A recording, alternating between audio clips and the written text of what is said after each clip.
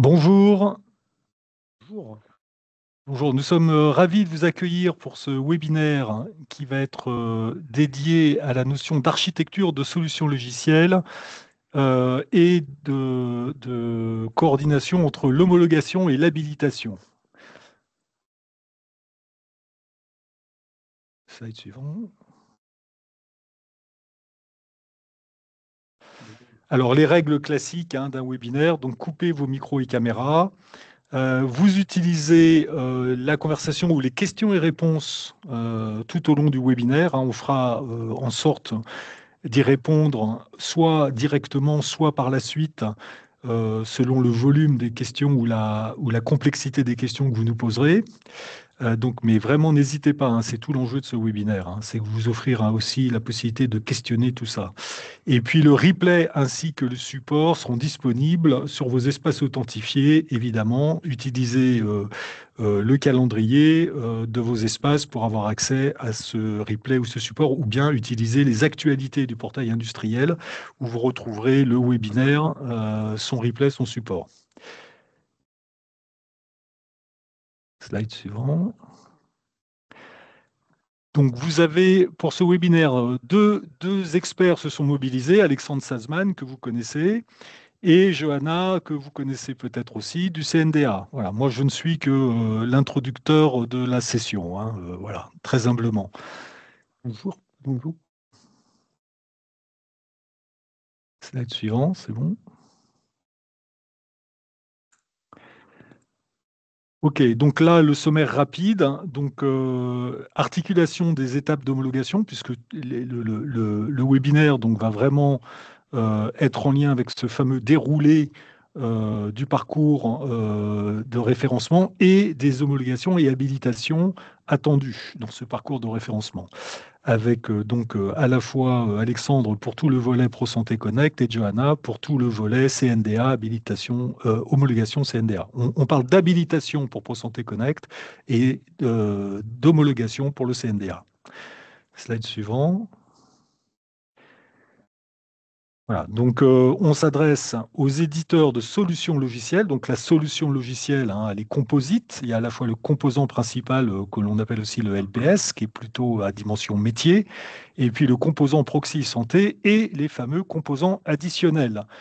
Voilà, donc c'est vraiment ça l'enjeu, c'est de comprendre en quoi ces composants additionnels et le proxy, dans cette architecture de solutions logicielles, peuvent impacter vos parcours d'homologation au CNDA et d'habilitation Pro Santé Connect, qui sont contributives au référencement de votre solution logicielle et de votre habilitation opérateur de service utilisateur à la fin. Pour rappel, je pense que vous avez tous ou assisté ou vu les slides du webinaire du parcours de référencement. Donc le parcours de référencement, c'est la partie tout en haut là, qui se déroule dans Convergence, mais qui ne peut se dérouler que si le parcours au CNDA, qui est donc la deuxième barre, et le parcours dans l'espace de confiance Pro Santé Connect, qui est la barre du bas, se déroulent correctement. Donc, et les deux sont interdépendants avec à la fois le stade de la maturité technique, puis le stade de l'habilitation éditeur, à la fois pour le logiciel utilisateur et pour le proxy santé, qui permettent de compléter la partie homologation CNDA. Donc ça, c'est juste pour rappel. Et maintenant, je vais passer la main à ma collègue Johanna. Johanna, je te laisse présenter la suite sur ce slide. Oui, bonjour. Désolé, le micro ne ne reprenait pas la main. Au niveau de l'homologation CNDA, on va retrouver divers types d'homologation en fonction de votre architecture. Donc, comme vous pouvez le voir sur l'écran, il va y avoir des cas dans lesquels l'homologation de CNDA va être nécessaire. Au niveau des proxys, ceux-ci en fait sont homologués en même temps, enfin, n'ont pas besoin de passer une homologation différentielle. ils sont intégrés directement dans l'homologation du composant qu'ils accompagnent. Et certains types de logiciels bénéficieront d'un numéro d'homologation pouvant être utilisé en production. Les éditeurs de AI ne seront pas surpris que l'on conserve en fait cette logique de ne pas distribuer de numéro d'homologation en production pour ce type de logiciel. Et il en est de même pour les composants interfacés avec un composant additionnel. Au CNDA, on homologue principalement et uniquement que des solutions logicielles complètes. Les éditeurs qui utilisent des composants qui vont être distribués à l'intérieur de leur groupe, ces composants-là ne sont pas comment dire, homologués seuls. C'est toujours les solutions complètes qui vont être homologuées auprès de nous.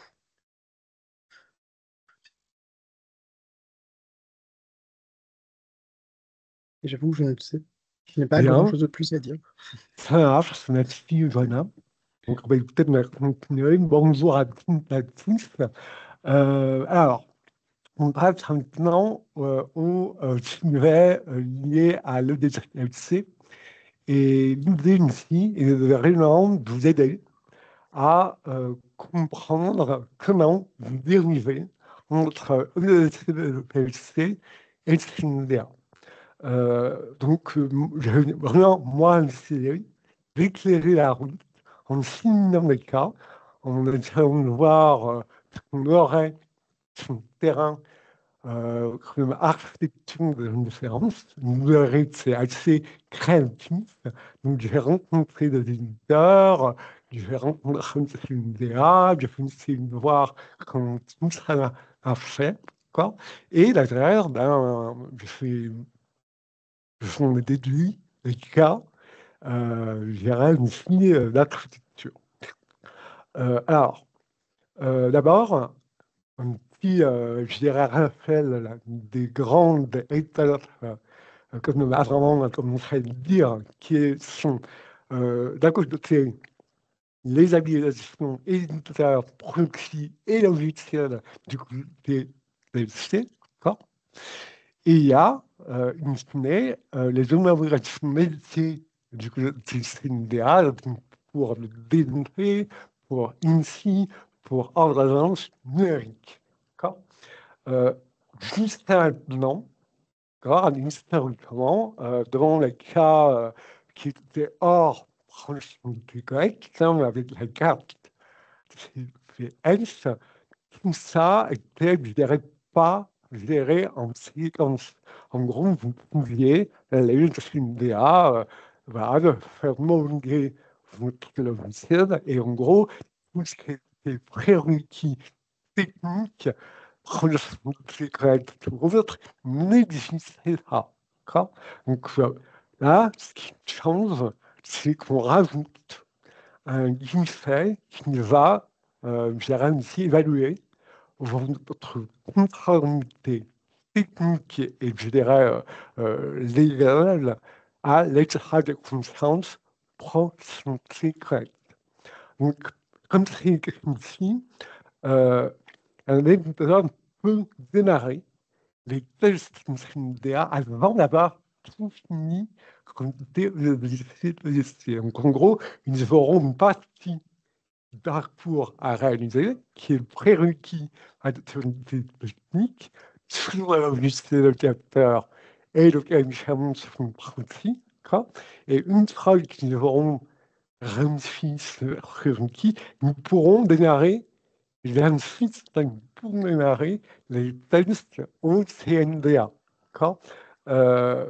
Et comme un deuxième voilà, en réalité, le proxy, il est implicite. C'est-à-dire que ce n'est pas le proxy qui sera homologué au CNDA, le proxy sera à la unité au lieu de l'ICDLC, et finalement, le CNDA ne se préoccupera que de faire une homologation métier d'un ensemble LPS profit qui, lui, voilà, devra tester les requêtes DMP, les requêtes INSI, les requêtes ordonnance numérique.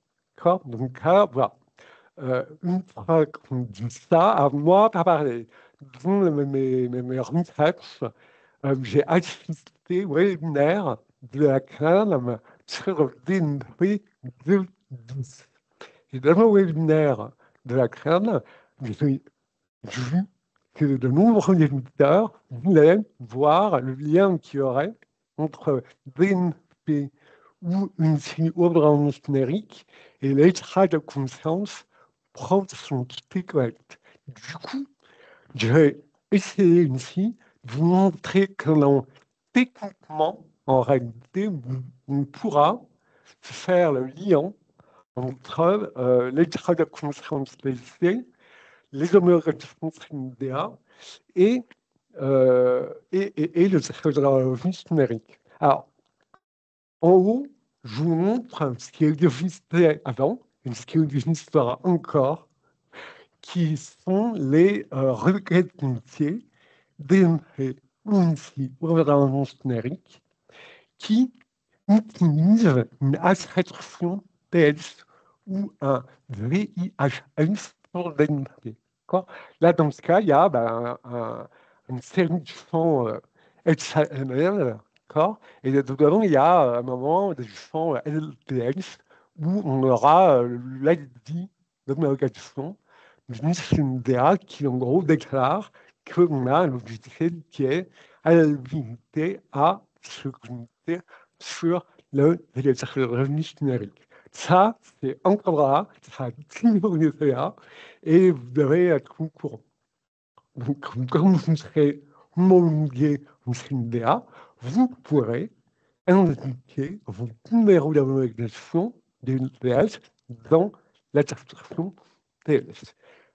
Après, ce qui se rajoute, nous sommes dans un rajout, c'est pas, je dirais, un remplacement ou un truc qui change, je dirais, tout, c'est un rajout. Et le rajout, c'est que, comme on met des connexions proches des connectes et des connexions OO2, c'est un très grave d'utilisation des API, DNP ou INSI ou ordonnance numérique, on a des accès synchronisés avec des clients LD. Donc, quand vous serez à l'habilité proche des connectes, extra de confiance, votre LDS aura un client LD, d'accord, et un certificat d'authentification avec un CL et un numéro de structure, d'accord. Et ça, vous l'aurez, Protection des connects l'aura enregistré, et Protection des connects a créé une liste blanche, d'accord, qui, en réalité, agrège tous les CMLD, tous les certificats qui auront été habilités dans la liste de conscience.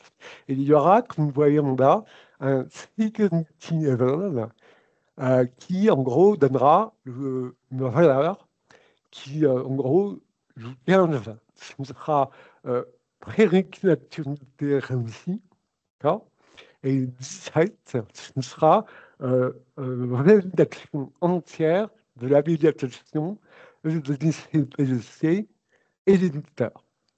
Donc, en réalité, dans le concret, quand vous aurez réussi votre prérequis technique, votre tirage de test sera avec un niveau de sécurité à 15. Et c'est à ce moment-là, vous avez le droit de vous connecter sur le BNP test, sur INSI test, et sur ordonnance numérique test. Et puis, du coup, LTX, je dirais CNDA, vous aurez évidemment un numéro LTX test qui correspond à la solution que vous voulez homologuer. Voilà, donc c'était vraiment pour vous montrer je fais. Je suis désolé de voir, alors qui a de mal à comprendre, j'ai conscience qu'il y a des petits soucis de la question. Voilà, je vais essayer d'être le mieux, je le sais. Hein. Voilà, alors, bon, on fera comme ça, vous me direz que c'est une finale, ça ira. Désolé, mais vous me perdez. Alors, bon, je donne encore, ici, voilà, j'espère que tout est clair, même moi, pour vous, même si, voilà, si, je souci. Donc ça, voilà, on est vraiment dans les règles pour lier ce qu'est un extra de conscience, c'est ce qu'est une homologation au CNDA et le plus cohérent vous donne le droit de communauté sur les API PLC. On arrive à un tableau qui, ici, va vraiment récapituler le lien entre le côté CNDA et lycée PLC. Alors, en haut, la ligne du haut, c'est le cas le plus courant. C'est vraiment le cas qu'on dit mainstream, où en gros, on a un éditeur qui crée son logiciel PX, qui crée son produit, d'accord, et qui me va du coup homologuer son logiciel PX, son produit, et qui, avec les deux, ira au CNDA et aura, dans ce cas, une homologation du LTX avec son produit. Ça, c'est le cas courant, je dirais, le cas théorique le plus évident. Pareil, sur la ligne du haut, il y a aussi, je vous montrerai les règles du schéma qui illustre la structure. Vous verrez que c'est quand même un très concret.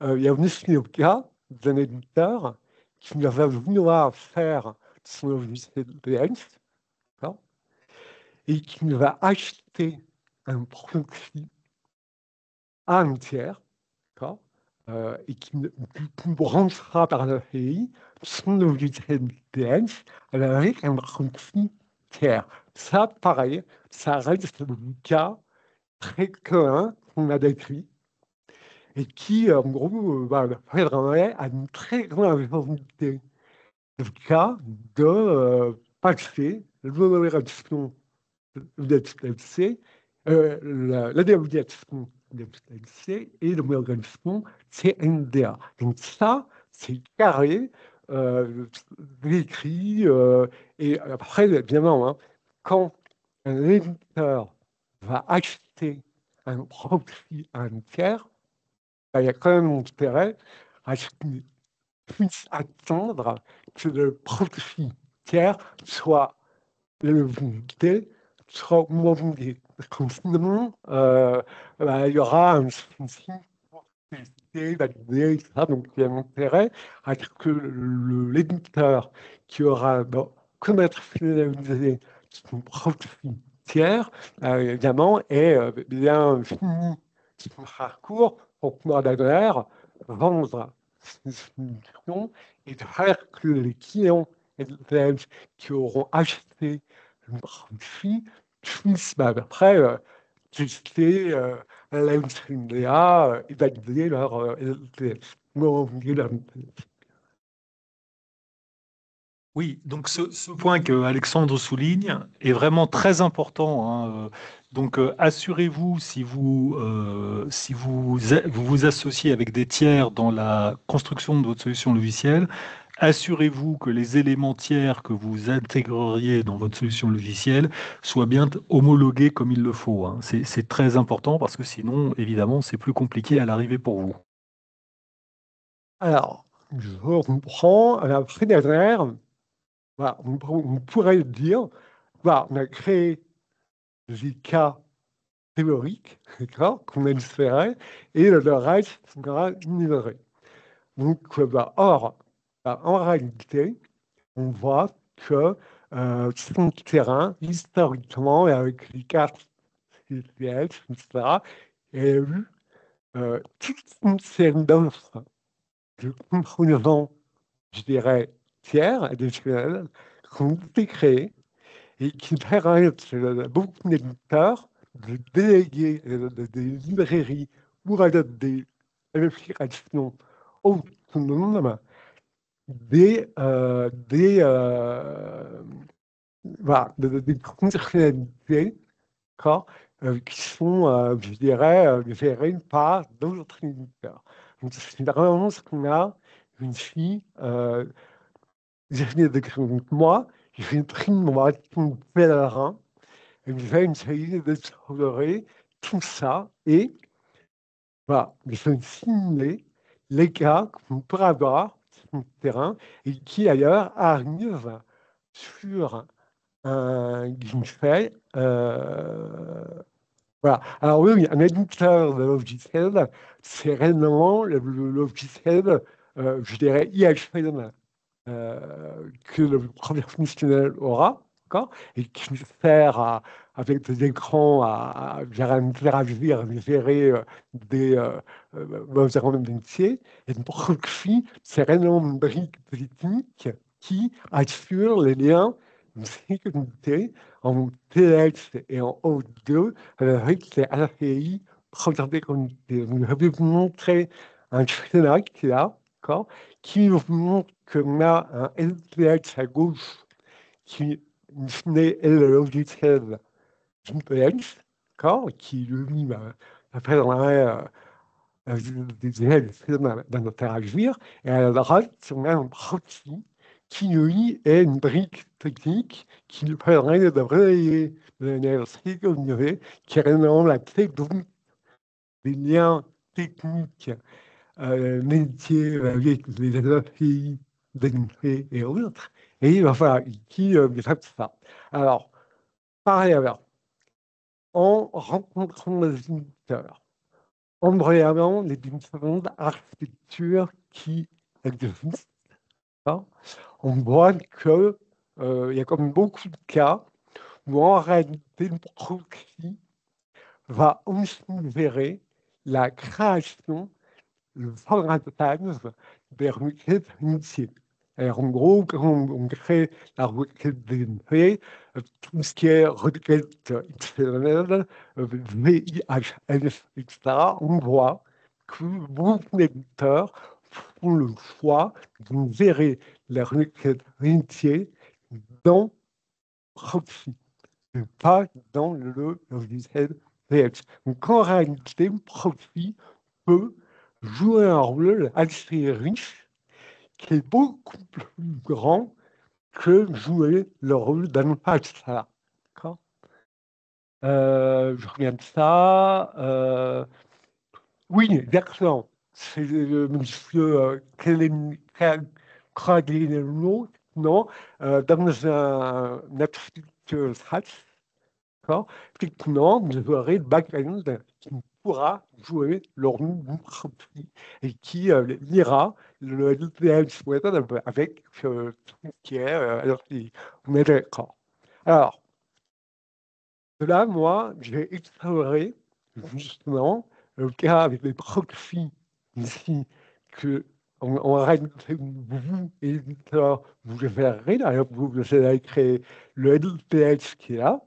Vous verrez aussi une proxy qui, en réalité, est un back-end, d'accord, on est d'accord. Et donc, vous verrez, dans ce cas, tout, LTS et proxy. Bon, dans ce cas, voilà, vous avez tout vos boulots à réaliser, et vous verrez une fine ou une CNDA avec votre LTS, et donc une proxy qui aura été à la volonté du comité de il y a aussi le cas où un LTX, un éditeur, va acheter à un éditeur autre un proxy qui est déjà tout prêt. Et dans ce cas, le LTX va devoir s'interfacer avec le proxy pour faire les différentes, je dirais, interactions entre le proxy et les différentes API. Donc, dans ce cas, vraiment, c'est un proxy tiers. Et quand vous irez au guichet avec le GCPDC, vous aurez déclaré le proxy que vous avez acheté, avec les numéros, les rues, etc. Bon, et vous irez au CNDA avec une proxy que vous aurez acheté en test pour homologuer votre logiciel LTX. Donc, jusque-là, alors non, alors après on va justement le proxy qui doit acheter, alors justement, quand on y arrive, quand un proxy prend en charge des requêtes DNP, ça, je vous montre, c'est le gars qui suit là, ici. Et dans ce cas, moi, je vais rencontrer des éditeurs qui, justement, ont créé une proxy avec des briques techniques qui, elles, sont, je dirais, des briques techniques O2 et NTS. Et dans le proxy, ils vont soit ajouter leur briques, le métier, DNP, INSI, etc., dans le proxy. Donc, en gros, c'est considéré en réalité comme un composant EAI que eux auraient créé pour eux. Et j'ai aussi rencontré des éditeurs qui, eux, ont carrément acheté des librairies EAI, DNP, ou INSI, qu'ils ont intégrées dans le proxy. Donc, c'est vraiment là où je vais vous remontrer ce qu'il y a dans le tableau. Donc, c'est vraiment là où on arrive à ça. C'est-à-dire on arrive à, ici, dans la ligne 4, là, un proxy qui intègre un composant VAI, une librairie. Dans ce cas, si vous voulez, le proxy, lui, n'est pas homologué au CNDA. En revanche, l'EAI, la librairie EAI qui, elle, est dans le proxy, aura à être homologuée au CNDA. Et le point là, c'est qu'on arrive à des cas comme ça où des éditeurs créent des librairies EAI, et normalement, quand on fait ça, évidemment, il y a besoin d'abord, je dirais, on a besoin de valider que les requêtes métiers sont bien correctes et qu'elles sont bien un standard des CNDA à, je dirais, créer. Donc voilà, c'est vrai que ça, ben, moi, je l'ai un peu mis à jour, ça va au jour, plutôt. Et effectivement, ça demande d'aller bien gérer son parcours. Voilà. En revanche, un EAI, c'est la ligne 2 d'abord, un EAI n'a pas à être référencé du côté des achetés. L'EAI, il est une librairie, l'EAI doit toujours être intégré dans un logiciel proxy ou logiciel PS, et c'est en réalité une proxy le logiciel PS qui doit faire ça. Alors, moi, je dis que dans l'électrice, que l'EAI tiers dans le destination de proxy pour ce module de FINDEA. Justement, derrière, sur l'EAI tiers, il est du côté LTS, à ce moment-là, vous avez un proxy qui passe là, sera l'EAI qui est du côté d'une proxy, et à ce moment-là, vous aurez le proxy qui sera référencé comme le DCPC, et votre EAI sera au CNDA. Et derrière, les clients LTNs qui auront acheté ou suivi une proxy, nous aurons une numérotation CNDA qui sera moins grande à la réaliser grâce à l'EAI qui sera dans le proxy. C'est vraiment le cas actuel des logiciels qui vont acheter un EAI et qui ont des homologations qui seront réalisées. Donc ça, vraiment, on est dans le cas des EAI, encore une fois, qui pourront soit intégrer dans le proxy, soit dans le LTS. Et dans ce cas, c'est bien le LTS et une proxy qui seront à la mobilité au lieu de GC. Et le CNDA, lui, ne verra que le numérotation de l'EAI ou le numérotation du LTS qui intègre l'EAI. Voilà. Donc, tout est écrit ici. Mais si vous voulez là de tel boulot, je dirais réalisme ça. Là, derrière, il y a le cas où on est dans un cas où on a carrément des allocations autonomes qui, elles, vont gérer et l'écran LTS et le proxy. Donc, c'est les trois lignes du tableau. Là, dans ce cas, c'est carrément, comme je vais vous montrer, c'est carrément un LTS qui a une URL de redirection vers une vraie API séparée. D'accord. Et c'est l'API séparée qui, elle, va utiliser une proxy pour faire les requêtes des unités ici en environnement numérique. Or,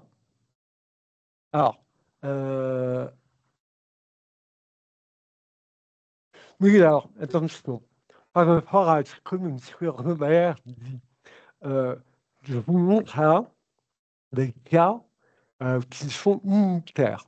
C'est-à-dire que je vous prends architecture proxy ici intégrée, proxy intégrée, ici proxy tiers, ici le composant autonome et le proxy, et ici le proxy qui intègre une brique EAI. Bon, ça, c'est le cas unitaire.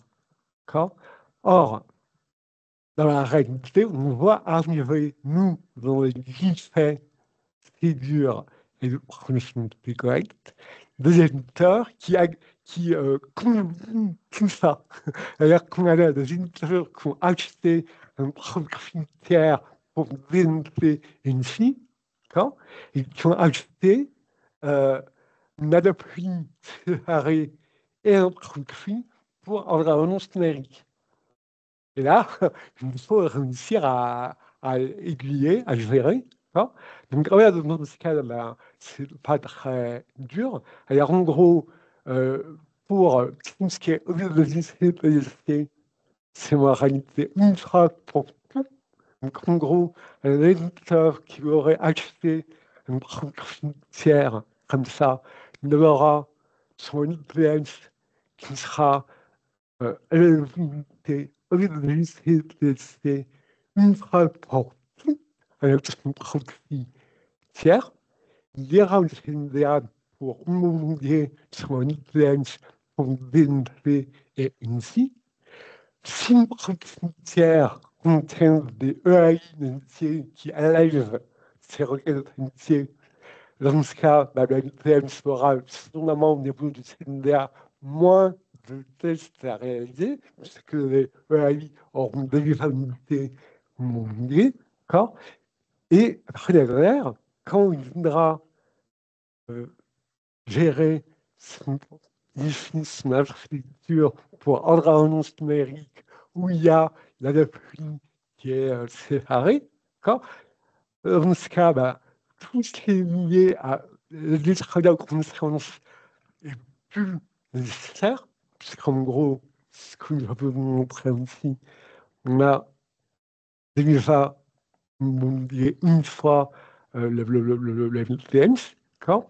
Et il aura uniquement à l'aide de CNDA pour faire une homologation d'intercalative. Donc, c'est ce qu'on voit en bas d'un tableau, d'accord, et qui vous permettra de gérer ce lien entre un LTS entier et un LTS entre guillemets alphéi. D'accord. Très bien, après j'ai répondre aux questions comme j'aurais fini. Très bien, c'est une idea, comme j'avais compris, il y a vraiment deux cas.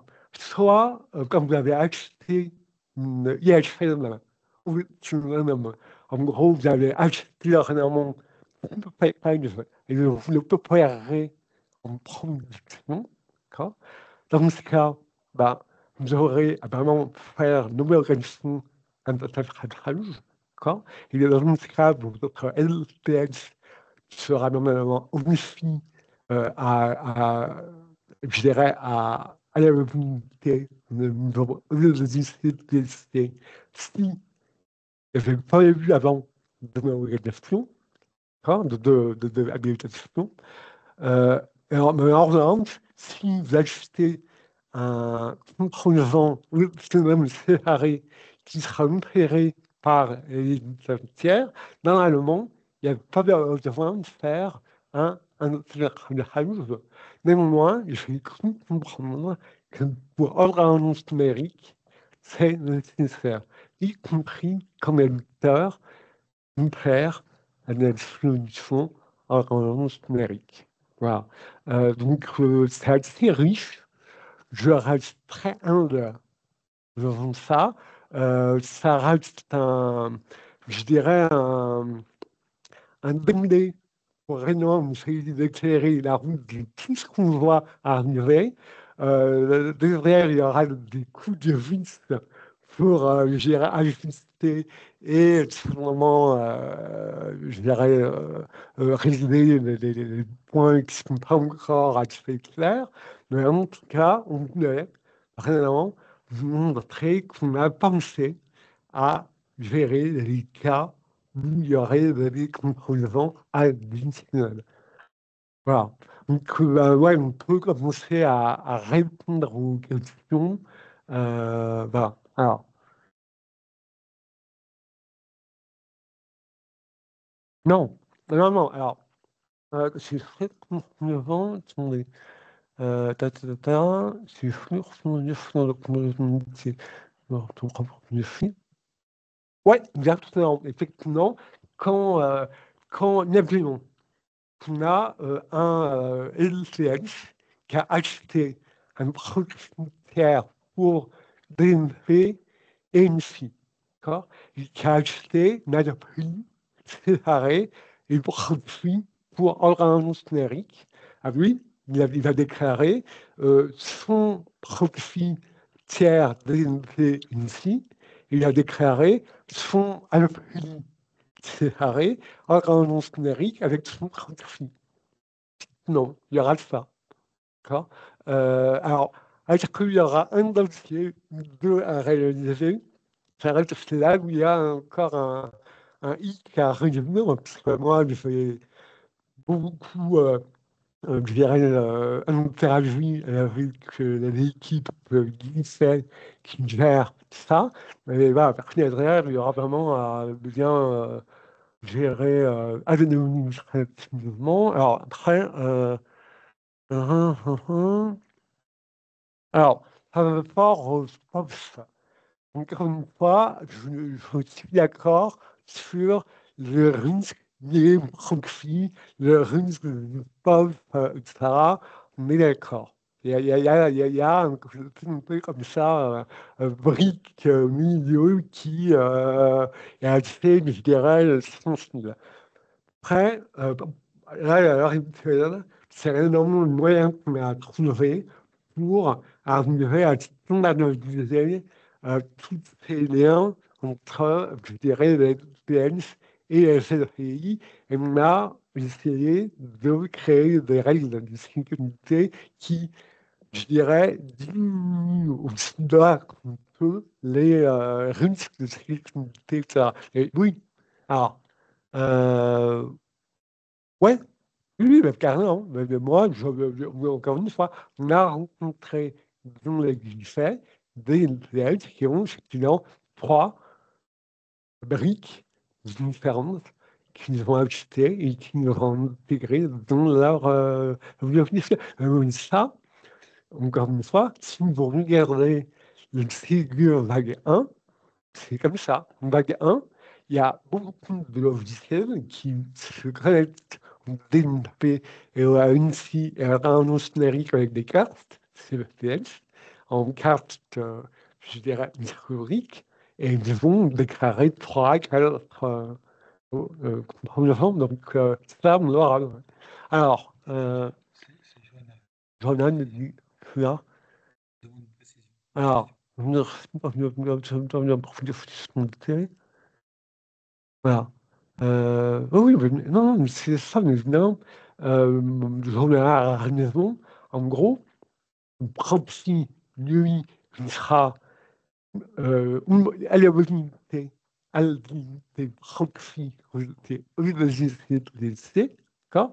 Mais par contre, si le proxy contient des EAI, DNP et MSI, à ce moment-là, monsieur lui, normalement, aura à homologuer au CNDA, c'est des EAI qui sont dans le proxy. Et après, comment on fait? Comment l'AI est testée à CNDA? Moi, j'en sais rien, mais là, c'est ça, exactement. Voilà. Pour moi, il y aura exactement. Et, et non, non, c'est correct, ça. C'est correct. L'IA avait bien compris. Et finalement, le proxy aura une abréviation PLC éditeur, proxy, très bien. Et au-dessus MDA, le monsieur Lee aura à une SNAI. Et après, s'il y a une page par proxy, oui, t'as vu, il définira le proxy. Alors, je veux finir. Alors, bien discuter au méditeur. Ah, non, non, non. Alors, attention. Justement, je viens. Quand vous avez réussi, alors je vais remonter. Faut que je remonte un cran. Voilà. Quand vous aurez fini tout ça, alors, en gros, je ferais fait le référencement UGC, éditeur, là où c'est TX, et une proxy. Vous aurez fini l'amélioration du CNVA. D'accord? Donc là, vous aurez tout dans votre package qui sera prêt à être mis en prod. D'accord? Une fois que vous serez prêt à être mis en prod, vous pourrez passer à une LDA de gestion ou par éditeur, LDS ou proxy. Donc en réalité, le cas de par éditeur, c'est quand on est prêt à aller en prod. Donc c'est ce que je veux vous montrer derrière, puisqu'on a donné ici. Alors oui, quand même, avant de passer à un traducteur qui est prod, il y a un point très, très structurant du côté CTC et éditeur, c'est la partie test d'intrusion. Ça pourra être fait après avoir testé le NDA. Alors en gros, vous testez tout, et quand vous êtes sûr que tout est bien propre, vous pourrez faire un test d'intrusion sur le LTX et ou sur le proxy. Là, c'est pareil, hein. Il y a en haut le cas, je dirais, commun, qui est mon LTS, mon proxy, et il y aura un test d'intrusion LTX, un test d'intrusion proxy très clair. Derrière EAI, EAI, ça reste une librairie. En soi, un EAI n'a pas de pays à réaliser. D'accord. Donc ça, très bien. Okay. Derrière, on a les LTX qui, eux, vont intégrer un composant EAI. Là, le LTX fera une telle interconnexion avec l'EAI. Et pareil pour une proxy. Si une proxy a un composant EAI, on fera un petit interconnexion proxy sous EAI. Quand un LTX est interfacé avec un logiciel autonome, pareil, il aura à faire un test d'information, c'est-à-dire qu'il est comme client du logiciel, et après derrière, un éditeur qui créera un logiciel autonome qui sera utilisé par les utilisateurs aura aussi des interconnexions à réaliser. Voilà. Si vous rencontrez des difficultés pour arbitrer sur quel contact, hein, est-ce que je dois aller au CNDA, est-ce que je dois m'adresser à l'équipe ProSanté Connect, est-ce que je m'adresser à l'équipe du GIE César Vital pour obtenir des réponses à des difficultés que vous rencontreriez, hein. Vous pouvez toujours utiliser votre espace authentifié pour émettre une demande vers notre équipe qui fera les escalades. On est en lien quotidien avec Alexandre, avec l'équipe du CNDA, etc. Et Alexandre va rajouter un commentaire, hein. Mais vous pouvez utiliser ça parce que soyez sûr que là, votre demande est loguée et on l'escalade et on s'assure que vous obtenez la réponse par la bonne équipe. Du coup, j'ai même la discussion de vous. À moi, pareil, je fais aussi un dit moi, en tant que, je dirais, LX, sur le DNP, comme vous. Et en ce moment, j'ai aussi des soucis pour connecter à la réalité de DNP. Donc, en réalité, le problème, il est remonté. Il y a en ce moment, je ne sais pas pourquoi, un souci dans le serveur d'intervention, qui est en cours de travaux d'intervention. Donc, je vous garantis que le point est remonté jusqu'à l'équipe de DNP qui est vert et on est très au courant. D'accord. Voilà. Et donc, ayant répondu aux deux niveaux, hein, quel contact? Quand vous hésitez sur un contact, n'hésitez pas. Et sur le DMP, Alexandre vous a donné la situation. Nous avons, juste pour votre information aussi, nous avons un point régulier avec le GES Sésame Vital et le CNDA, hein, et donc, on sait aussi leur remonter les éléments. Non seulement Alexandre le fait au niveau opérationnel tout le temps, mais nous, on le fait aussi pour nous assurer que les points sont bien tracés. Mais pour qu'on puisse faire ça, n'hésitez pas, encore une fois, à ouvrir un formulaire de demande dans votre espace authentifié. C'est le seul moyen pour nous de nous assurer que vos demandes sont tracées dans les interventions entre nos différentes équipes. Voilà, donc tout ceci est bien suivi et n'hésitez pas, on est là évidemment pour aider. Non, mais puis, je vous dis, en gros, plus gérer le temps, plus on a des éditeurs qui sont prêts à arriver sur les environnements test CNDA. Donc oui, à mon moment, on est vraiment très, je dirais, à l'écoute. Et voilà. Alors, oui, le problème de connaissance, oui, alors oui. Alors même du couloir occidental, vous n'avez pour le moment resté en communautaire. Oui, vous avez raison.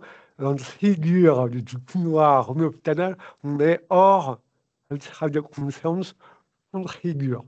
D'accord. Donc là-dessus, je vous rassure, vous pouvez rester. En revanche, il n'y a rien qui vous empêchera, donc, comme vous voudrez, de reprendre le DSC hors figure. Vous avez le droit. Voilà. Ok. Alors, du coup, j'arrive le numéro opérateur. D'accord.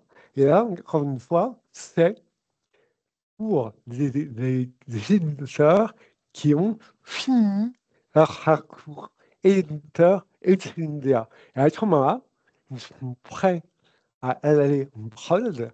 Et là, ce qui est nouveau, c'est qu'on rajoute un concept, on rajoute des contrôles pour vérifier que les éditeurs ou de soins qui voudront opérer en prod une solution ont bien compris les prérequis techniques et organisationnels qu'il faudra pour ça. Donc, vous pourrez démarrer les dossiers, je dirais, parallèles, hein, mais néanmoins, vous pourrez conclure votre parcours éditeur que quand vous aurez fini le parcours, non pas éditeur, mais quand vous aurez fini le parcours éditeur. D'accord. Voilà, donc ça, je voudrais récapituler les cas des éditeurs et aux différents traducteurs qui auront à faire un parcours. D'accord. Donc, on aura toujours parlé de LCS, l'édition de LCS pourra très souvent, je dirais le cas le plus courant, opérer également la transmission. C'est la limite, le cas qui sera à 90% comme ça. C'est un éditeur de LTN qui va opérer. Pareil pour proxy. Je dirais que dans ce cas, l'éditeur de proxy souvent va opérer son proxy. Par contre, alors, oui, voilà, donc vous n'avez quand même pas pouvoir me dire proxy. En réalité, derrière, une proxy, encore une fois, dans le tas de boulot, j'espère encore pris le cas de la ligne de jeu pour le moment, je parle d'une proxy. Une proxy, soit on aura la ligne de proxy qui va opérer le proxy, comme ici, d'accord, mais on peut très bien voir un éditeur qui a créé une proxy et qui va vendre son proxy à un éditeur, d'accord, et c'est l'éditeur qui aura acheté le proxy qui va l'opérer. Ça arrive. Alors, en gros, on peut très considérer que l'éditeur voudra vraiment opérer un service pour tout le monde son proxy. Là, il sera très, je dirais, aguerri et constant. Mais on peut très bien aussi imaginer un éditeur d'ANPN qui voudra acheter une instance proxy et qui voudra l'opérer. Ça, c'est toujours notre éditeur. Derrière, j'ai aussi le cas qui, pour moi, sera assez rare, c'est le cas où une structure de santé voudrait opérer son propre logiciel PLS. Donc, on pourra, avec son QMLD prod, par contre, il y a intérêt à avoir une DSI pour, je dirais, bien remplir les conditions techniques et, je dirais, orga pour gérer mon problème d'un LTS. Arrive le profit, là, réellement, un CH, une structure de soins qui voudra opérer son profit, c'est encore une fois théoriquement possible, et on aura peut-être, mais par contre, c'est pour moi, c'est très peu probable pour le moment, parce que pareil, il y a un intérêt à ce que la structure de soins sera très, très aguerrie, et elle risque dans ce cas d'avoir acheté plusieurs produits, car si elle a plusieurs LPS, pour le moment, il n'y a aucune garantie qu'un produit unique convienne à tous les LPS dans le CH, puisque les liens LTS proxy sont pas concrètement génériques, standards. Quand chaque éditeur aura son API. Donc en réalité, ce qu'on aura pour le moment, c'est qu'on aura des paramètres proxy et les LTS qui seront souvent l'éditeur qui a créé le proxy ou qui a créé le LTS ou qui a acheté le proxy et qui veut gérer son proxy pour être sûr qu'au niveau des tests, au niveau des d'une certaine autonomie, il y aura une réactivité qui correspond à ce modèle. D'accord. Et encore une fois, il y aura derrière des cas en rouge, hein, où c'est vrai que quand un éditeur a acheté un composant additionnel sur le cas que j'ai vu en réel, là, hein, qui est organon générique.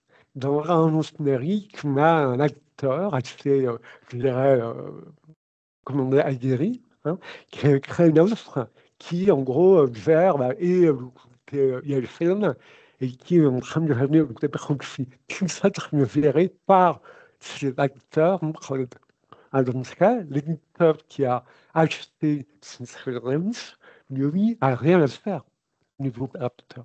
Tout sera géré par son éditeur qui, ici, est géré tout.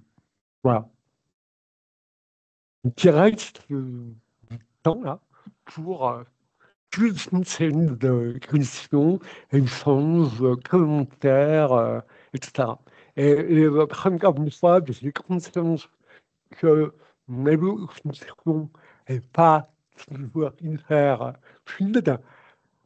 Désolé. Et voilà, n'hésitez pas à dire, là, je n'ai pas compris, je voudrais revenir là-dessus, être un peu chargé pour vous réexpliquer, vous redécrire tout ça.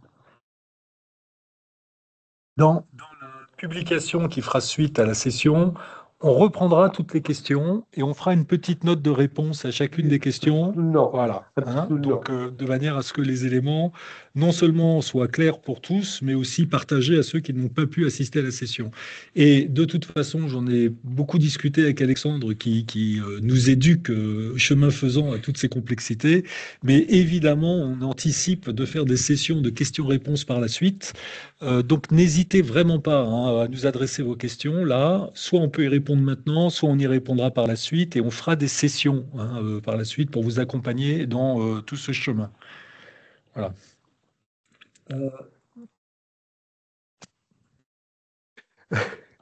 J'ai une sorte de micro. Alors, après là, peut-être si je ne plus accélérer un peu vos parcours, etc. Encore une fois, je suis comme vous. Moi, a priori, quand j'ai contribué à écrire le cadre d'interopérabilité des APC, et que ma commencé à vouloir d'écrire toutes ces règles techniques des API, voilà, en théorie, on a considéré qu'on aurait LTS, proxy, et que ça reviendrait comme ça. Bon, or, moi, je suis comme beaucoup à l'étude du terrain, des éditeurs, des éditeurs, et en gros, quand j'ai découvert que il y avait tout un historique avec des composants qui vraiment méritent d'être là, parce qu'une fois fini le travail avec beaucoup d'éditeurs qui ne sont pas aguerris à ce que l'unité ou DNP, à une site, donc en gros, ces briques tiers, elles sont très, très bienvenues et elles ont vraiment un rôle clé dans les flux actuels. Par contre, ça a créé, évidemment, des prérequis et c'est vraiment des prérequis.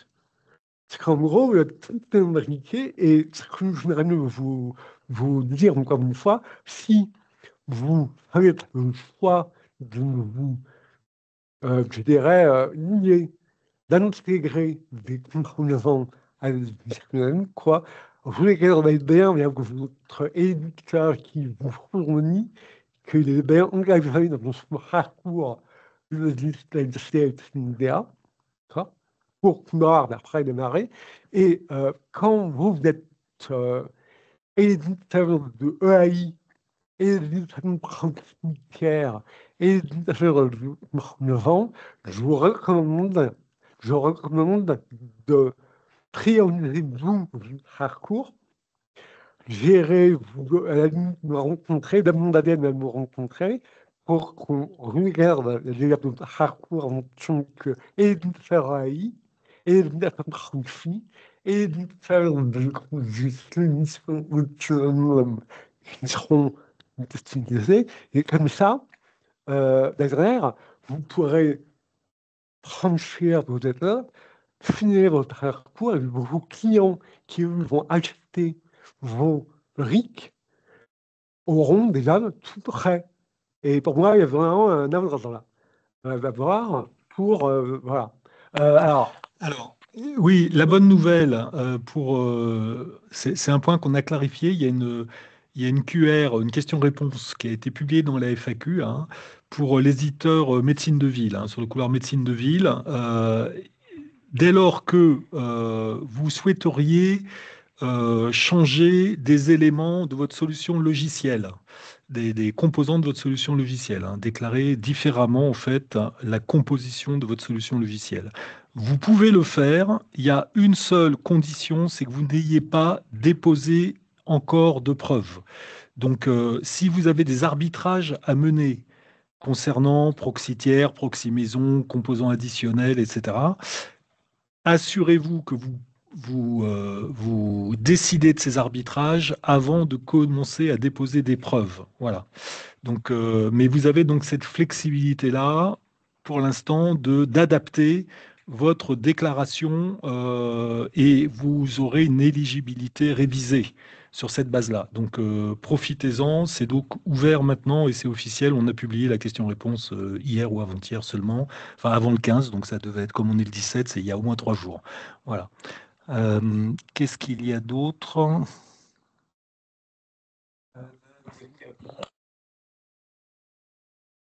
Oui. Alors, effectivement, par clair, je vais vous montrer le cinéma d'architecture qui est là. D'accord en réalité, l'extrait de conscience, il agrège LTH et le proxy. Donc, quand vous verrez vous serez dans la limite blanche de l'extrait de conscience, vous verrez un KMID en prod qui sera le KMID du LTS. Donc, voilà. Et après, le certificat CN, ce sera encore le crédit du LTS. Et le certificat OU, c'est le OU, donc une numéro de sirette ou équivalent de l'opérateur du proxy. Donc, en gros, dans ma liste de conscience, on liste, on trace qui est le proxy, qui est le LTS. Et comme ça, on voit arriver un duo. Alors, évidemment, si l'opérateur du proxy est le LM, qui est l'opérateur de LTS, le OU du certificat sera la plus serrée de l'éditeur du LTS du proxy. Si le proxy est créé par un tiers, un éditeur tiers, on aura une sirène de l'éditeur tiers. Et comme ça, on a vraiment, dans les tables de conscience, des duos des couples LTS proxy. C'est vraiment ça, la règle. Hein. Alors, je regarde en même temps, je vous lis. Hein. Pour la messagerie, c'est la tenir en réponse. J'en ai fait. Alors, par contre, je crois. Ah ben oui, alors pour l'outil là, au niveau guichet, Je ne sais pas trop, mais en tout cas, prérequis technique, en réalité, alors, comment dire, Monsieur Martin, en gros, pour moi, par rapport à une prérequis technique, vous devez déjà avoir une proxy qui marche et qui gère les requêtes MTS et O2 de manière générique correcte. Et ça, vous pourrez le tester au niveau de l'outil de conformité projeté correct qui vous garantira, si vous avez une validation, qui vous garantira que vous proxy marche comme il faut et qui réalise les requêtes d'identification de manière correcte. Et pour moi, ça, moi je fais ça, hein, pour vous dire, moi j'ai créé mon proxy, donc j'ai cité, validé, préléguerable, j'ai eu accès au fonctionnement DNP unifié vraiment générique, et je vais brancher, et derrière, réellement, si une proxy pour l'outil de conformité, en gros, en un jour, la PSI fera pour le DNP unifié, etc. En gros, ce qui est le plus dur du côté DNP unifié, etc., c'est pas les requêtes O2 et NTS, 38, etc., c'est le cas où vous devez créer les requêtes métiers DNP. Si vous aviez déjà géré ça avant, bah, vous les récupérez, vous les mettez à jour. Si pour vous c'est nouveau, c'est réellement là, vous aurez des erreurs. Dans ce cas, pour vous dire, hein, les specs DNP, les specs en numérique, elles sont déjà en ligne. Voilà. Alors, là, l'écriture, une certaine fonctionnelle de connaissance, une brille, une source, une fille. Alors là, c'est quoi l'urgence PC, le 1627, je l'ai pas en tête, là. Il faudrait que je puisse récupérer. Mais je répondrai en différé. We hebben Japan soms vanuit adjectief van mening par une contre-définition sur lesquels avait les formes là. Ouais, alors, là, alors, moi, tout à l'heure, je ne gère pas l'outil de conformité, donc en gros, pour le moment, il est encore en là. Alors, d'accord. Euh, pour info, moi, ce que je vois, c'est qu'en ligne du TTC, il y a des collections patrons qui existent, d'accord, vous pourrez récupérer et qui pourraient marcher en code flow, d'accord. Mais là, vraiment, pour le moment, les équipes LCL, pas mis à jour la collection pour être considérée comme un vrai outil de conformité. Donc ça c'est pas terrible. Du coup, pour le moment, je vous conseille, si vous voulez vous faire un SIDA, mais alors vraiment pour valider. Et voilà, après, il faudrait que du côté de l'ESC, il crée des outils de conformité code flow, mais pour le moment, c'est pas, je dirais, fait. Voilà. Voilà. Donc, ouais, je me dis,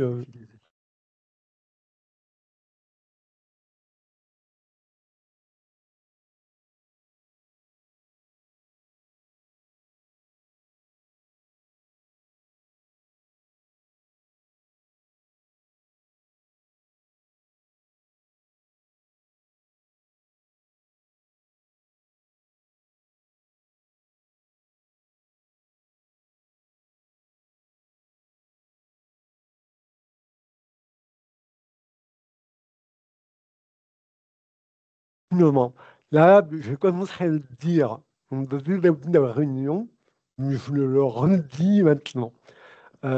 Pareil, quand on a écrit le cadre d'interopérabilité de tout ce qui est RFI, pro santé connectée. En gros, vous pouvez considérer deux grands cas au niveau du proxy. Soit on considérait que le LTS restait comme il est s'il était géré historiquement un créneau lourd qui est déjà, je dirais, déployé sur le terrain. À ce moment-là, on pourrait considérer qu'on a un créneau lourd qui crée la requête BNP, qui crée la requête INSI, etc., qui les pousse au proxy, et en réalité, le proxy joue le rôle de plat qui encapsule les requêtes dans le flux MTLs et O2. Ça, c'était vraiment le cas où on voulait gérer une histoire, un historique et une compréhensibilité ascendante avec des logiciels assez anciens qui sont sur le terrain, d'actions lourds. Et là, dans ce cas, bah oui, c'est, je dirais,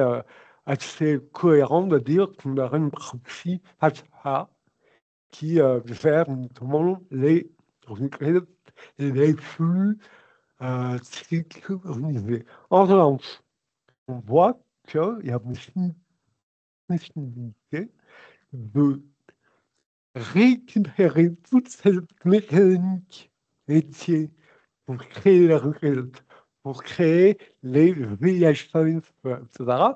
Du côté back-end, proxy, et ça, c'est évidemment très courant dans des archives là-bas. Et c'est clair qu'un SPH qui est que web, en gros, crée un proxy, comment dire, implicite en back-end en verrant les requêtes métiers, voilà, comme ça, de manière intégrée. D'accord.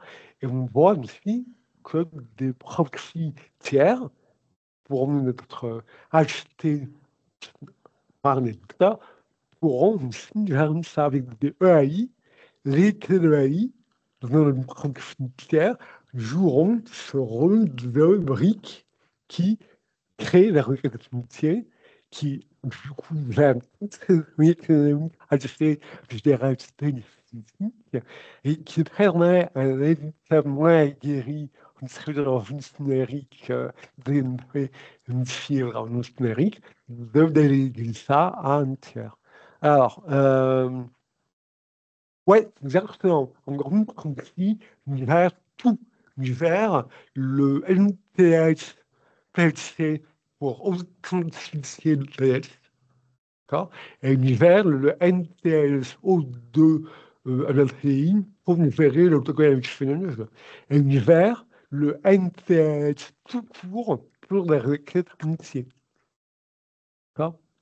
En réalité, il y a trois flux NTS. Il y a un flux OIDC, TC, NTS, un flux OO2 NTS pour l'intervention, et un flux NTS qui utilise en header le access API pour la requête métier. Trois flux très hauts.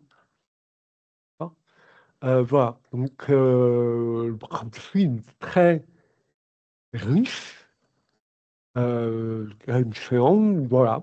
Donc moi, on a une d'appeler tous les Israël, et voilà. Et encore une fois, ce que je dis, je suis sur l'architecture, moi, je vais artificiellement découper en 4 cas plus intégrés, plus, je dirais, répartis.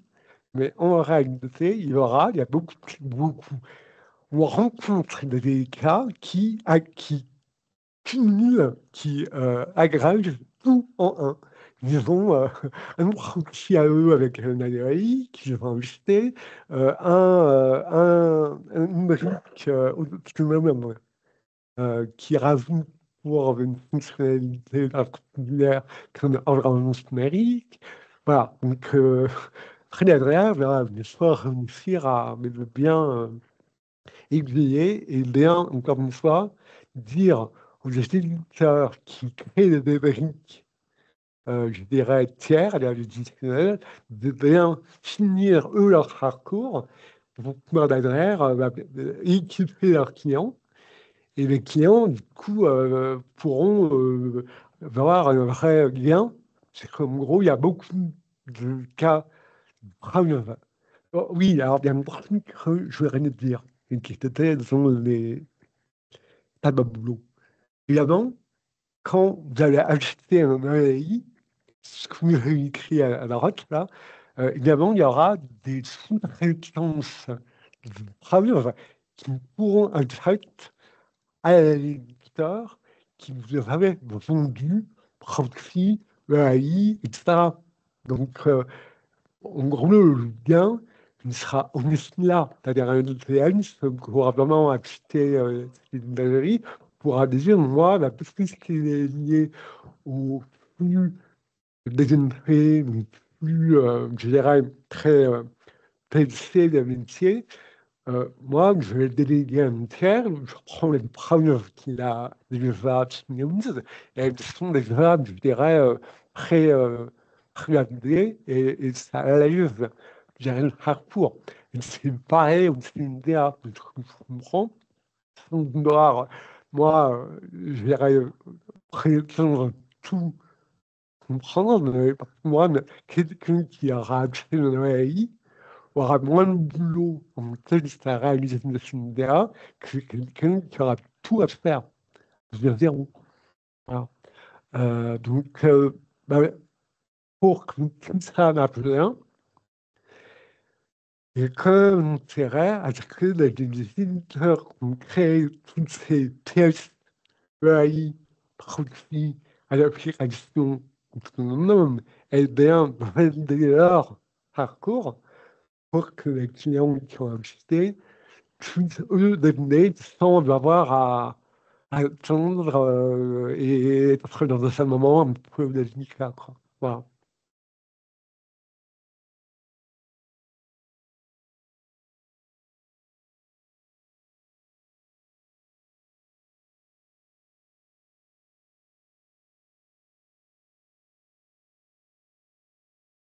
Bon, donc encore une fois, posez vos questions, n'hésitez pas. Il y en a une, tiens, qui vient d'arriver. Si on a un proxy PSC pour plusieurs de nos LPS, on est sur quelle ligne du tableau? Je vais vous montrer. Alors, C'est la question inverse, en fait, au cas non, d'étude. non, mais en gros, vous considérez dans votre tableau que c'est ligne 1. En gros, vous avez 3 LPS de la ligne du haut, d'accord? Et donc, vous aurez déclaré 3 dossiers avec un clinique, d'accord? Voilà. Voilà. C'est la ligne du haut.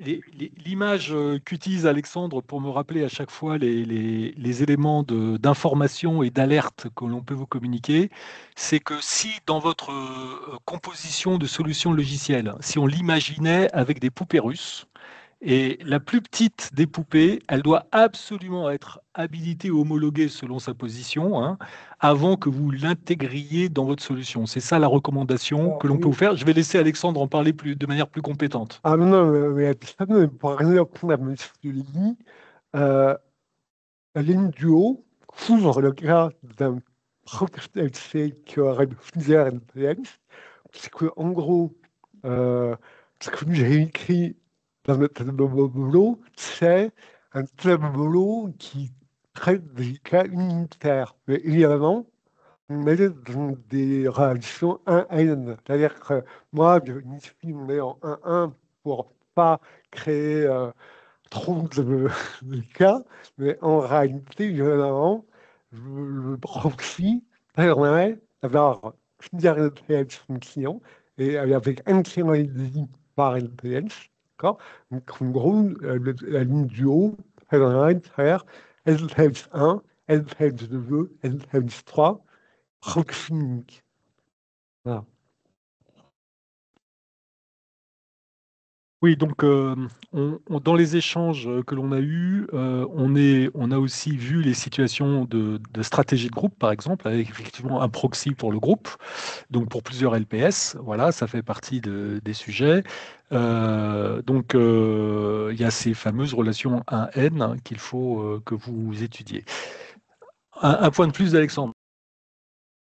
Pareil, je prends de la réunion, pareil, j'ai eu un éditeur qui a en gros un LPS qui est avec une proxy, hein, et qui va gérer et qui intègre des composants additionnels, un autre tiers, et le LPS gère près de l'INP, ici, un rendement numérique. Bon, et il a deux LPS séparés qui ne sont rien, mais qui redéfiniront sur un LPS cœur qui, lui, est connecté.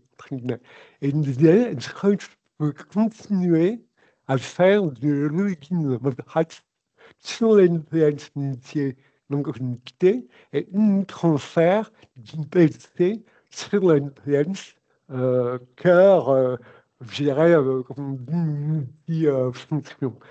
Non. En gros, moi, dès lors qu'on met avec des interactions à la PLC, même si on vient d'un NPS qui ne fait rien, ce qu'on recommande, c'est que tous les NPS exigent une connexion PLC, au moins. Parce que là, pour le coup, si on finit du alpha, NPS métier, redirect, PLC, NPS, unité, on crée, nous on recommence ça. Après, on verra ce que font les éditeurs, mais il y a vraiment intérêt quand même à profiter de cette vague-là pour, je dirais, avoir des conditions homogènes, avec les sauts entre les trois LPS qui sont, voilà, toujours comme Alors, on arrive en bout de la durée de ce webinaire. Donc, on vous a mis ce slide avec des liens. Donc, lorsque vous utiliserez le support, hein, vous aurez les liens seront actifs, donc qui vous permettent d'accéder aux environnements dans lesquels vous trouverez l'ensemble des données officielles qui vous seront publiées. Et puis, alors, je vois qu'il y a une autre question qui arrive, mais avant de basculer sur la question, il y a aussi, je tiens à vous faire la pub du fait qu'on va dans le slide suivant, voilà, on vous met un lien à la fois un QR code qui vous permet de, pour ceux qui ne le connaissent pas, hein, d'accéder à votre espace authentifié, de le structurer avec vos profils, etc. Et on va aussi vous envoyer un questionnaire. Voilà. Alors, après encore, bon, là, il y a les questions. Voilà. On vous envoie un questionnaire. On vous invite vraiment à l'utiliser parce que ça va nous permettre, c'est un questionnaire qui va nous permettre, dès lors que vous le renseignez, de connaître les situations d'architecture vers lesquelles vous vous dirigez. Et donc, ça va nourrir pour nous la réflexion des sessions de questions-réponses. Non seulement on va utiliser vos questions ici présentes, mais aussi vos réponses à ce questionnaire pour identifier les situations qui nécessiteraient des échanges complémentaires. Donc, surtout, renseignez-nous ce questionnaire. C'est le moyen pour nous d'avoir vraiment une visibilité sur les architectures envisagées. Voilà. Et on va répondre à la question en plus, là, qui vient d'arriver. des moulins, c'est très bien. Ouais, alors, Nachgewiesen habe Elfenbensprachen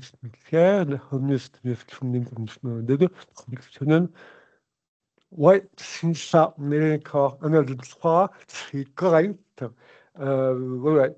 Mais en revanche, votre proxy en 3, s'il est une seule et qui contient des EAI métiers, à ce moment-là, il y aura à prévérer un homologuer l'EAI d'une métier au DA. Et là, par contre, comment on fait ça? Mais voilà, le cas de proxy est riche, c'est-à-dire qu'il est et sculpture et métier. Là, on considère qu'il y aurait un AI dedans. Voilà. Mais Bon, le nom serait correct.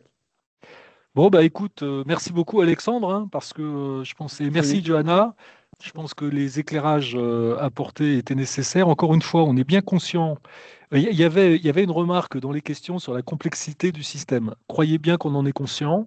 Euh, Alexandre alerte systématiquement l'ensemble de nos collègues sur les complexités auxquelles les solutions se retrouvent exposées et vos choix stratégiques de partenaires tiers ou pas, d'intégration, d'opération, puisqu'il y a aussi la dimension opérateur là qui s'ajoute. Et on est bien conscient de tout ça, et c'est pour ça qu'on s'engage vis-à-vis de vous, à partir de vos questions ici et celles que vous nous adresseriez ensuite, plus les réponses à votre questionnaire, là, au questionnaire, pardon, que l'on vous propose, d'organiser des sessions ultérieures, hein, voilà. Et puis, je fais la pub aussi des ateliers du vendredi qui sont faits Oui, avec alors, ProSanté Connect. ah ben ouais, c'est sûr. Voilà. Écoutez, j'espère que cette session vous a été utile. Je crois qu'il y a un endroit aussi où on vous met un lien pour faire une appréciation de webinaire. Utilisez-le, ça nous permet aussi de valoriser un peu ces activités. Vous savez qu'en ce moment, tout est compté, et si vous nous dites que c'est utile, ça nous aidera aussi à mobiliser encore plus nos ressources. Voilà, je vous remercie beaucoup. Je ne vois pas de nouvelles questions qui arrivent, donc j'espère que c'était bon pour vous. N'hésitez pas. Et puis, très bonne journée. Merci, Hugo. Au revoir. Au revoir.